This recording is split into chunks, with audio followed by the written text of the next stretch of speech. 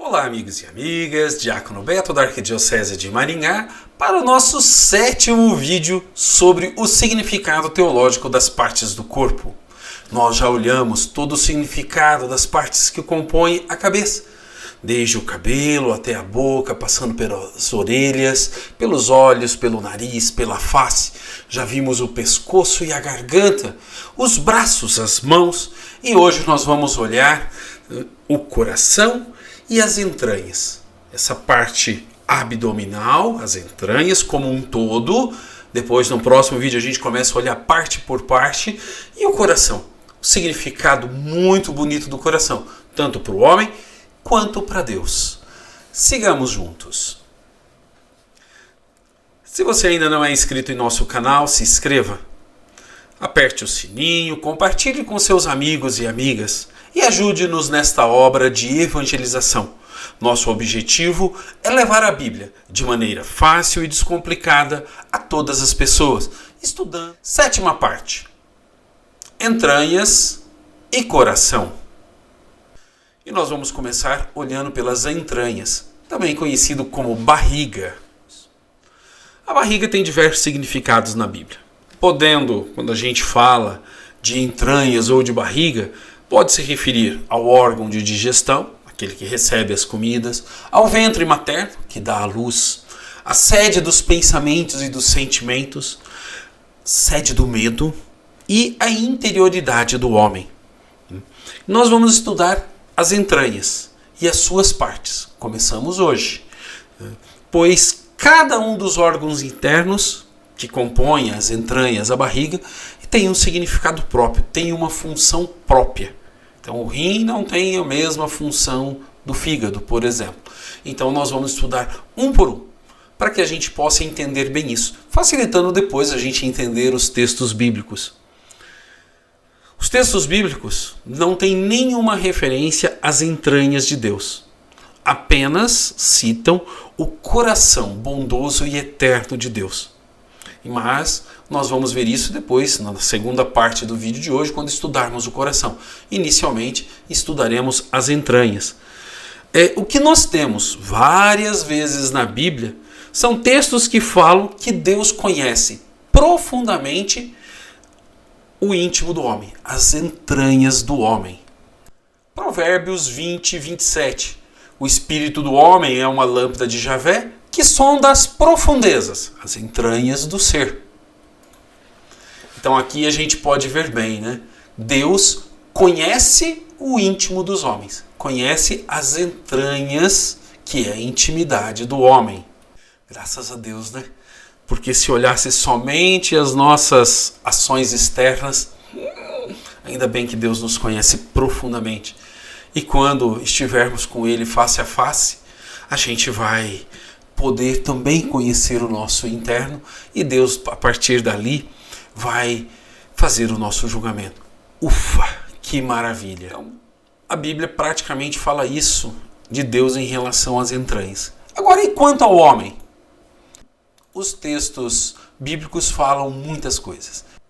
Na Bíblia, a barriga caracteriza-se por ser órgão de digestão, ventre materno, sede dos pensamentos e sentimentos, inclusive as paixões, aquelas que, nossa, sede do medo e do interior do homem. Nós não vamos ver cada uma delas agora nesse primeiro momento, mas nos próximos vídeos. E hoje nós vamos olhar, o coração. E sempre que você fala de entranhas, ela está em relação também ao coração, que não está na entranha, está na parte de cima do peito, mas é tido como essa parte interior do homem.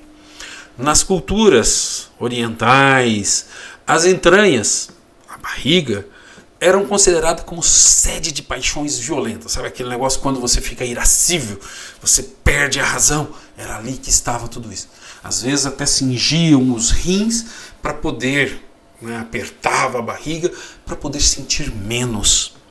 Para os judeus, as entranhas eram a sede dos bons pensamentos, dos bons sentimentos, especialmente a bondade, a alegria, a benevolência e compaixão.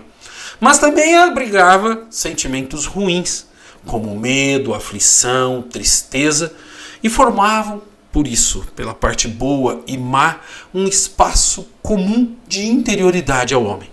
E tinha muita ligação com o coração. Salmo 15, 9. Por isso o meu coração se alegra, minhas entranhas exultam, e minha carne repousa em segurança. Meu coração se alegra, minhas entranhas se exultam, ou seja, mais do que alegria, e minha carne fica tranquila, o meu corpo fica tranquilo. E era a partir das entranhas que as decisões eram tomadas. Estando logo acima do quadril, era considerado o centro de bem-estar humano e dos movimentos psíquicos, não apenas corporais, mas psíquicos. Isaías 63:15. Olha do céu e observa da tua morada santa e gloriosa. Onde estão o teu ciúme e poder, o teu coração comovido e tua compaixão? Não fiques insensível. Olha só, que bacana esse texto, né? Olha do céu e observa a tua morada santa e gloriosa. Onde estão o teu ciúme, o teu poder, o teu coração comovido e a tua compaixão? Não fique sem sensibilidade. Estão falando em relação a Deus, mas de Deus, tá? Isso é a gente chama de antropomorfismo bíblico. Você passar sentimentos humanos para poder entender Deus. Como as mãos de Deus que são bondosas, a gente viu, que está sempre esticada para acolher o homem. Então, nesse sentido, a gente fala das entranhas como sede de muitas coisas, muitos sentimentos, muitos comportamentos. As entranhas, normalmente, eram usadas para se referir ao corpo, ao ser, à pessoa como um todo. Também é comum na Bíblia apenas um dos órgãos ser citado, usado, para representar a pessoa como um todo o seu comportamento, conforme a gente vê nesse texto. Jeremias 11:20. Tu, porém, Javé dos exércitos, é um juiz justo. Tu sonda os rins e o coração, que eu possa ver a tua vingança contra eles, pois a ti confio a minha causa. Ou seja, o Deus que conhece toda o ser humano. E aí, falando dos rins e do coração, está falando sobre todo o ser humano, sobre toda a pessoa, e não apenas sobre a atitude. Não existe parte do corpo para os judeus, é sempre um todo. E as entranhas, por ser sede dos sentimentos, elas podem acontecer de você sentir algo muito forte, aquela contração na região abdominal, na região do ventre. Então, meu ventre se estremeceu. A criança que estava no meu ventre pulou de alegria, como disse Isabel a Maria. Segundo os costumes daquele tempo, dos tempos bíblicos, era nas entranhas que se originavam as ofensas, as calúnias. E nós vamos olhar 2 provérbios para ver como que se dá isso. No primeiro texto que nós vamos ver, as calúnias nascem do ventre. E no segundo, que Deus conhece as profundezas do ser. Provérbios 18:8. As palavras do caluniador são guloseimas que descem até o fundo do ventre. E o segundo texto, Provérbios 20:27. O espírito do homem é uma lâmpada de Javé, que sonda as profundezas do ser. Então, aqui nesses 2 textos, a gente tem que as entranhas fazem essas coisas que às vezes a gente não gosta, né? Essas calúnias, que descem pra gente como guloseima. Sabe aquele negócio que você come e fala... Tá? E é de lá que saem essas coisas que nós não deveríamos ter. Calúnias, maldades e tantas outras coisas no fundo do ventre. E qual que é o controle que o homem tem sobre o ventre? Às vezes nenhum. Então, é nesse sentido que eles falam. Então, você aprender a controlar tudo isso é um grande desafio. E o segundo texto, que Deus conhece essa parte. Nós não conhecemos. Temos até dificuldade de dominá-la. Mas Deus sonda, conhece isso daí. Não como um fiscal, mas como alguém que, nos conhecendo profundamente, sabe das nossas fraquezas e nos ajuda. E assim a gente termina a parte das entranhas. Tem muitos outros textos na Bíblia, mas nós não vamos citar todo para não alongar demais. Então, vamos ver um resumo sobre as entranhas. Para Deus, ele conhece o homem por dentro, conhece a sua interioridade. E o homem? As entranhas significam o interior do homem, aquilo que nós não conhecemos, nem vemos direito. Ela é a origem dos pensamentos, o lugar das comidas, onde vai todas as comidas, que às vezes até os exageros, sede das paixões e medos. Paixões, aquela que às vezes a gente não consegue controlar, e os medos também, às vezes nos controlam e nos limitam. E dos sentimentos bons e ruins. Sentimentos bons, aquele que nós queremos ter, e dos ruins, aquele que nós também não controlamos. Então, nós podemos ver que a nossa interioridade, às vezes, é pouco conhecida por nós. É o nosso interior, é os nossos pensamentos, a nossa comida, que entra de um jeito e sai do outro, mas nos alimenta, sede das paixões e medos e dos sentimentos bons e ruins. Quantas vezes aparece na Bíblia? As entranhas, 55 vezes. Barriga, 11 vezes. Num total de 66 vezes. São importantes, mas não são tão usadas quanto outras partes do corpo, tipo a boca, os olhos, ouvidos e as nossas mãos, que aparecem muitas vezes. E agora nós vamos continuar o nosso estudo de hoje olhando o coração. Nós já vimos as entranhas como um todo e agora somente o nosso coração. E vamos começar nosso estudo sobre o coração olhando o que os textos bíblicos falam do coração de Deus. A primeira coisa que os textos bíblicos vão falar sobre o coração de Deus é que ele não muda, ele é eterno. A palavra de Deus não muda, ela é palavra de amor ontem, hoje e será amanhã. Por isso que a Bíblia é tão interessante. Mas como que alguns textos escritos há 2.000, 3.000 anos atrás podem ser úteis para hoje? Porque eles falam dos problemas humanos. E os nossos problemas não mudam. O que muda é a tecnologia. O celular criou um novo problema. Sim, o telefone criou, o computador. Mas o meu problema de saber quem eu sou, o meu lugar no mundo, por que às vezes nós não somos felizes, o que nós temos que fazer para ser felizes, esse não muda.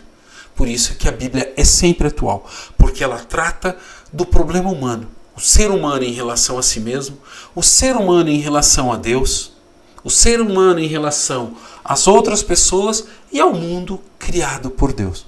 Esses problemas serão sempre os mesmos, dentro de cada época, dos problemas próprios de cada época. Vamos olhar um texto sobre a eternidade do coração de Deus. Salmo 33:11. O plano de Javé permanece para sempre, os projetos do seu coração de geração em geração. Ou seja, Deus não muda, ele é eterno. Por isso que é Deus. Nós não, nós somos finitos e só viveremos a eternidade por misericórdia de Deus. Nunca por nada que façamos mereceremos estar na eternidade junto com Deus. Isso é um dom gratuito de Deus. O segundo e último ponto que os textos bíblicos falam sobre o coração de Deus é que ele conhece o nosso coração profundamente, conforme a gente viu nas entranhas. As entranhas e o coração têm uma ligação muito forte. E Deus conhece o nosso coração profundamente. Às vezes nós não conhecemos. E um dos desafios nosso, e a Bíblia nos ajuda, é justamente conhecermos o nosso íntimo, para que a gente possa solucionar problemas. Quem não conhece a sua intimidade continua fazendo besteiras para sempre. Quem faz uma viagem para dentro de si mesmo começa a se conhecer, a se aceitar e a trabalhar as suas limitações e suas virtudes. Vamos ver 2 textos. 1 Samuel 16:7. Javé, porém, disse a Samuel: não se impressione com a aparência ou estatura dele. Não é esse que eu quero, porque Deus não vê como o homem, porque o homem olha as aparências e Javé olha o coração. Segundo texto, Jeremias 17:10. Eu, Javé, penetro o coração e sondo os pensamentos, para pagar a cada um conforme seu comportamento e segundo o fruto de suas ações. como esses dois textos são bonitos, né? Nós, no máximo que a gente consegue é olhar as aparências. E olha lá que às vezes nem isso conseguimos perceber. Deus não. Deus, a aparência para ele não tem importância. Ele olha o que está profundamente dentro de nós. E olhando o que está dentro de nós, ele vai olhar o seguinte: aquilo que a gente faz. Então, na boca nós vimos, a boca só fala daquilo que está cheio o coração. Se o nosso coração nós só plantarmos maldade, as nossas atitudes serão de maldades. Porém, se em nosso coração plantarmos coisas boas, as nossas obras não serão tão más, já serão melhores. E Deus vai olhar isso, dentro da especificidade de cada um. Alguém que nasceu numa família ou num grupo que só pensa em guerra, só pensa em maldade, dificilmente vai conseguir plantar coisas boas em seu coração. Ele vai viver o fruto daquilo que ele vive. Imagine alguém no Iraque, né, no Afeganistão, com toda aquela raiva que eles têm. Dificilmente vai poder fazer coisas boas. E olha que tem muita gente boa por lá, porque consegue perceber um outro caminho. Então Deus vai olhar a profundidade do nosso ser. Por isso, plante em seu coração bons pensamentos, coisas boas. Ande com gente boa, que quer paz, que quer amor, que não planta guerra, que não planta divisão, nem racismo, nem preconceito. E vai ficar mais fácil. Agora, ande com pessoas ruins. Diga com quem tu andas e direi quem tu és. Dificilmente você vai fazer coisas boas andando com gente que só pensa o mal. Como que é? Vamos então agora estudar um pouquinho o coração do homem. O coração do homem, raramente ele é entendido no sentido fisiológico. Até porque naquele tempo eles não entendiam o coração como esse que pulsa o sangue, que leva o sangue para todas as partes do corpo. Quando eles viam o coração, normalmente de uma pessoa morta, ele já estava sem sangue. Por isso que nós temos as artérias. A artéria, o lugar do ar, eles achavam que o coração bombeava até o ar para resfriar o corpo. Por isso as artérias. Quando alguém morre, o sangue deixa de correr nas artérias. Quando eles, às vezes, o corte eles olhavam, ela estava cheia de ar e não cheia de sangue. Por isso o nome artéria. Então o coração ele não é entendido nesse sentido fisiológico, mas como símbolo do homem interior. Centro das decisões, das recordações, dos pensamentos e sentimentos, das ideias, aquela lampadazinha, né? Dos projetos, bons e maus, e da alegria e da dor. E ele formava, junto com a barriga e as entranhas, um espaço comum de interioridade. E tinha função parecida com a que a gente tem hoje no cérebro. Naquele tempo, gente, o pulmão não tinha nenhuma função. Eles não conheciam, como do cérebro também. Pensamento não era do cérebro. Era onde? No coração, nas entranhas. Hoje a gente sabe que o nosso cérebro é que é fonte disso tudo. Naquele tempo, não. Por isso que se você olhar os textos bíblicos com os olhos de hoje, vai ser um pouco diferente. Vocês perceberam que às vezes o amor não está no coração? O amor só vai ser símbolo do coração posteriormente, e não dos tempos bíblicos. O amor na Bíblia está mais na costela. Por isso que a mulher foi tirada da costela do homem, do amor do homem. Hoje a gente fala assim, te dou meu coração. Naquele tempo eu te dou minha costela. Que lindo, né? Mas hoje muita gente não ia achar legal. Então é mais bonito a gente fazer o coraçãozinho. Jogador de futebol adora isso. 1 Samuel 6a. O A é porque é do início até o primeiro ponto. Não fiquem de coração endurecido como os egípcios e o faraó. Então o nosso coração pode ser duro. Sentimentos de maldade, de teimosia. E não é bom. A gente também tem no coração o centro da alegria. E a nossa alegria deve ser contagiante.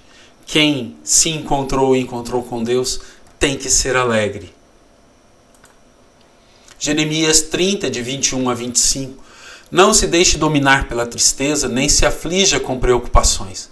A alegria do coração é vida para o homem, e a satisfação lhe prolonga a vida. Anime-se, console o coração e afaste a melancolia para longe, pois a melancolia já arruinou muita gente e não serve para nada. Inveja e ira encurtam os anos e a preocupação faz envelhecer antes do tempo. Coração alegre favorece o bom apetite e faz sentir o gosto da comida. Que texto lindo, né, gente? Ele foi escrito há 2.500 anos, mas parece que foi escrito ontem, olhando os meus problemas de hoje. Não se deixe dominar pela tristeza. Não se aflija com as preocupações. A alegria do coração é vida para o homem, e a satisfação lhe prolonga a vida. Anime-se, console o coração e afaste a melancolia para longe, pois a melancolia já arruinou muita gente e não serve para nada.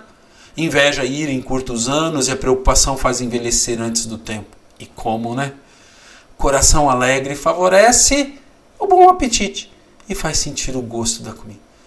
Hoje a gente trata tudo isso como estresse, depressão. E olha que texto falando disso. Os escravos, quando eram trazidos daquela forma desumana pelos navios negreiros da África para o Brasil, eles passavam a ter um negócio chamado banzo, que era a depressão profunda, o sentido da perda da vida.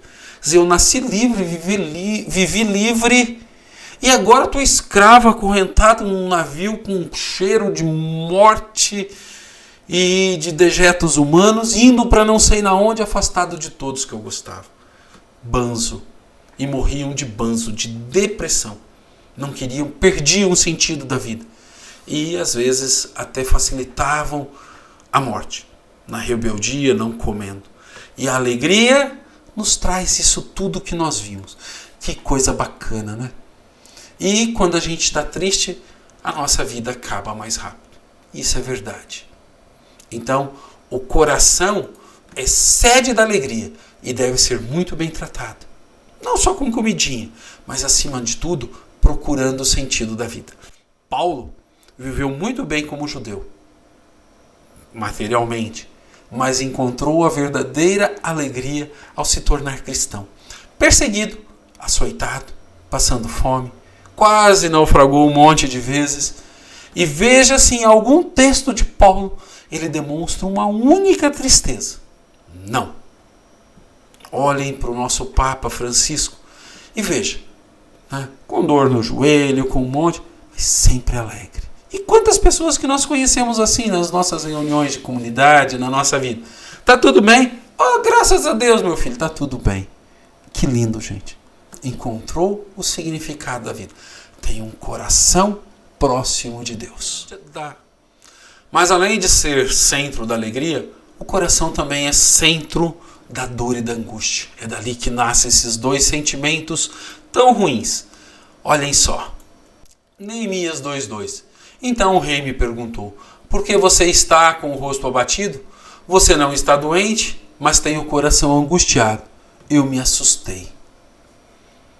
Olha como que o coração angustiado acaba por transformar todo o nosso corpo. É a preocupação que nós vimos no texto de Jeremias.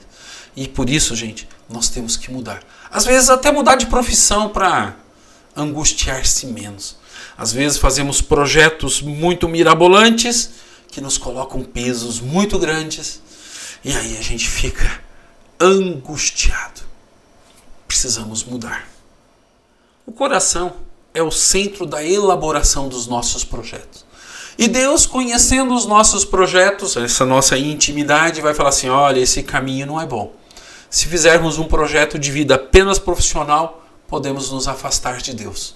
Se fizermos um projeto de vida, aonde nós queremos ter nossa profissão, nossa dignidade de vida, mas queremos também nos aproximar de Deus e de nós mesmos, Deus vai estar ali, conhecendo e nos ajudando. Olha que texto bacana. Gênesis 6:5.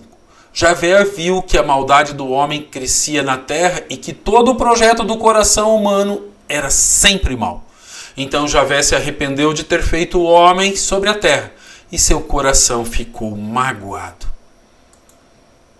Ou seja, sabendo que nós estamos indo para longe de Deus.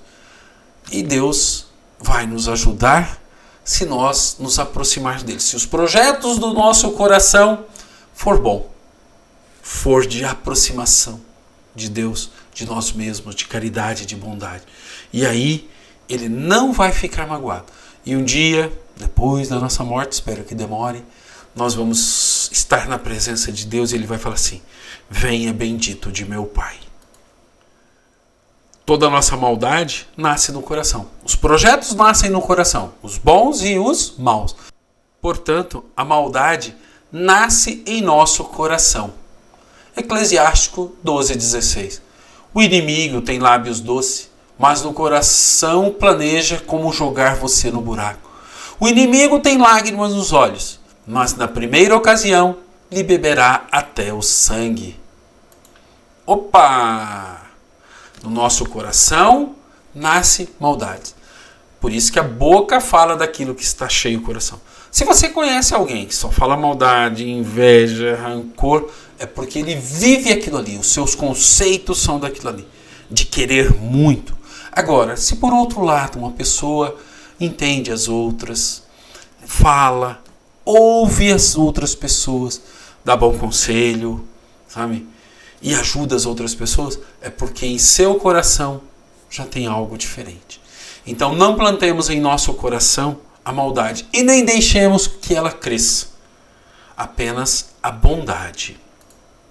Nós vamos ver agora como que o nosso coração é o centro dos nossos valores. Serão 3 textos. Mateus 6:21.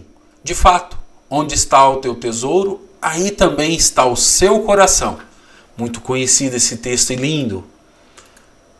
Jeremias 17:9. O coração é mais enganador que qualquer outra coisa e dificilmente se cura. Quem de nós poderá entendê-lo? Mateus 5:28.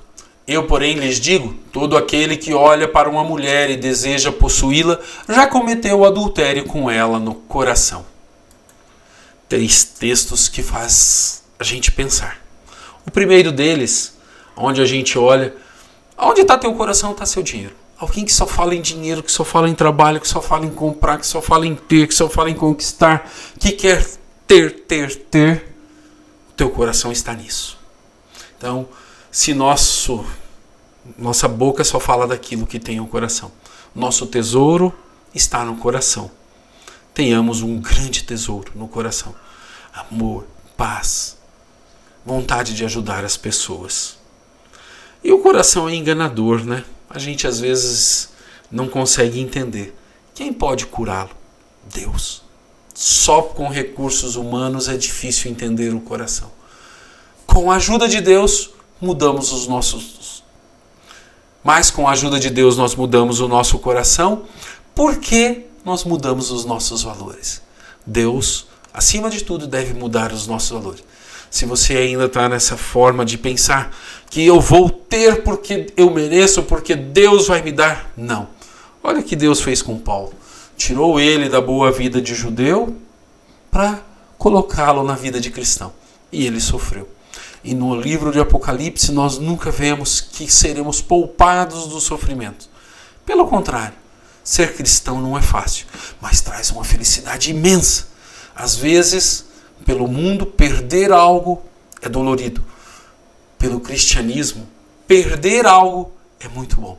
Mas conquistar algo, às vezes o amor, o carinho, a bondade, é muito melhor do que uma conquista material. E esse terceiro texto, né, fala que o nosso coração às vezes faz umas coisinhas que a gente nem quer, né? Então a gente tem que aprender a controlar o nosso coração. Fácil? Não, mas não impossível. Nosso coração também é o centro das compreensões daquilo que a gente às vezes tenta entender e não entende. Mateus 13:21. Porque o coração desse povo se tornou insensível, eles são duros de ouvido e fecharam os olhos para não ver com os olhos e não ouvir com os ouvidos, nem compreender com o coração e não se converter. Assim, eles não podem ser curados. Vocês lembram do texto? Quem pode curar o coração? Deus. Por força própria, não. Com Deus é menos difícil. É possível. Então, quando a gente não ouve com os ouvidos, Quando a gente não vê com os olhos, a gente não vai entender, compreender com o coração. Porque nossos olhos não estão virados para Deus. Nosso ouvido não está atento a ouvir o que Deus fala. Não vai ter coração que resista. Então, a gente precisa compreender com o coração voltado para Deus. Ele é centro dos pensamentos também. Os nossos pensamentos, né? Aqueles que às vezes enchem a nossa cabeça de caraminholas. Naquele tempo eles falam assim, enche o nosso coração de maus ou bons pensamentos. Salmo 39:4. Por dentro o coração me queimava. Ao pensar nisso, o fogo se inflamava. Então soltei a minha língua. Olha só, um coração que queima com pensamentos. E às vezes a gente sente isso, né? Na Bíblia tudo isso é meio que conjunto. Então é um texto bonito. O nosso coração, cuide bem dele. O coração era considerado o centro das recordações e da sensibilidade. As entranhas, por estar acima do quadril que divide o homem, era o centro do bem-estar humano e dos movimentos psíquicos. Vamos agora olhar um texto do profeta Isaías 65:15. Olha do céu e observa a tua morada santa e gloriosa. Onde estão o teu ciúme e poder, o teu coração comovido e a tua compaixão? Não fiques insensível. Então aqui, esse texto que a gente já viu, a gente percebe como que o coração ele é centro dessas recordações. Recorda, olha, pensa bem, analisa teu passado. Aonde que está tudo isso? Hoje nós chamamos de memória. No tempo bíblico eles falavam assim, está guardado no teu coração. E o coração é centro da pureza. Lavava-se as mãos como símbolo da pureza. E Jesus vai falar, opa, pureza externa não. Precisamos da pureza interna. Mateus 15:18-20. Ao contrário, as coisas que saem da boca vêm do coração, e essas é que tornam o homem impuro. Pois é do coração que vêm as más intenções, crimes, adultério, imoralidade, roubos, falsos testemunhos, calúnias. Essas coisas é que tornam o homem impuro, mas comer sem lavar as mãos não torna o homem impuro. E os judeus pregavam a pureza ritual, externa. Você tinha que pegar água, lavar a mão, senão estava impuro. E Jesus vai falar, opa, a impureza está aqui dentro, no teu coração. Aquilo que você falar. Então olhem só. Crimes, adultério, imoralidade, roubo, falso testemunho, calúnias. Ah, por que falso testemunho? Naquele tempo a justiça precisava de 2 pessoas testemunharem e já estava feito o negócio. Um falso testemunho podia levar uma pessoa à morte ou perder tudo que ela tinha. Calúnias. Essas coisas que tornam o homem impuro. Ah, e o que eu comi? Bom, o que eu comi não. A gente já viu isso. E isso é muito interessante. Porque tudo isso está no nosso coração. E temos que aproximar o nosso coração de Deus, converter-nos para que Ele nos aproxime de Deus e não nos afaste. E o coração ele é o centro das opções decisivas. A lei que está escrita no papel deve estar escrita no coração. A lei de Deus, aquela que nos leva a sermos melhores. Amar a Deus sobre todas as coisas e ao próximo como a ti mesmo. Então, é a partir dessa lei gravada no coração que nós devemos viver. Por isso que tomamos do coração as maiores decisões. E a gente fala decorar, decoração. Olha que bacana, gente. Decorar, saber algo decor, é saber algo de coração. Saber a lei de Deus de coração é importante. Porque aquilo que é bom deve estar no nosso coração. Então, decor. Não é decoreba, não. Sabe, decora e salteada. Isso é uma coisa. Tá? Aprendeu a letra. Aprender decor é aprender do coração. E do coração saem coisas boas ou ruins. Do coração de uma pessoa que quer se aproximar de Deus, deve sair as coisas boas. Tem um texto bíblico que retrata bem essa questão do decor, do decoração. do decorado. Romanos 2,15. Eles assim mostram que os preceitos da lei estão escritos em seus corações.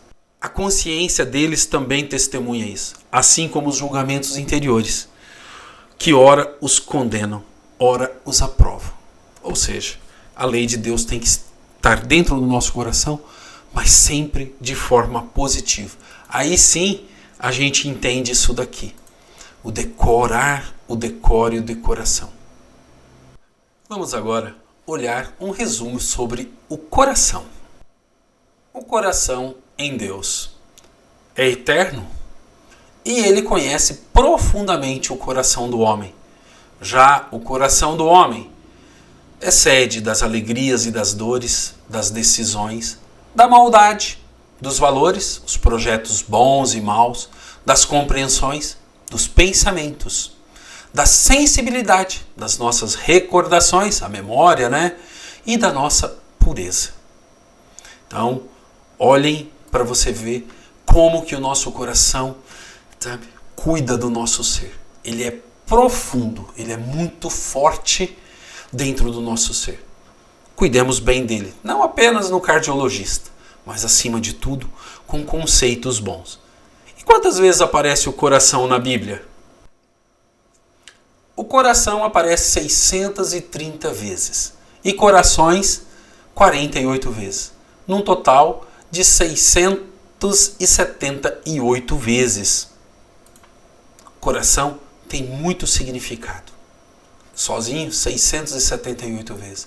Porque é dali que surge aquilo que nós temos de melhor ou de pior dentro da compreensão bíblica. E tudo aquilo que nos leva a agir bem ou mal, nós temos que tomar muito cuidado. E assim nós terminamos mais um estudo bíblico, onde nós vimos as entranhas e o coração. Duas partes importantes do corpo e duas partes que mostram a nossa interioridade. E é do interior que nasce todo o nosso exterior. Inclusive a beleza, né, gente? Tem pessoas lindíssimas por fora e feias por dentro. Mas tem pessoas que às vezes não são muito bonitas por fora, né? Mas que tentam ter um interior melhor. E isso é bacana. E aí você se apaixona por essas pessoas, pela bondade, pela caridade. E o externo fica tão irrelevante, tão sem valor. Sigamos para o nosso próximo estudo, onde nós vamos olhar mais um pouquinho sobre o significado teológico das partes do corpo. Gente, paz e bem. Tenhamos todos um coração cheio de alegria. Que o nosso interior seja conhecido por Deus e que Deus veja coisas boas. Grande abraço!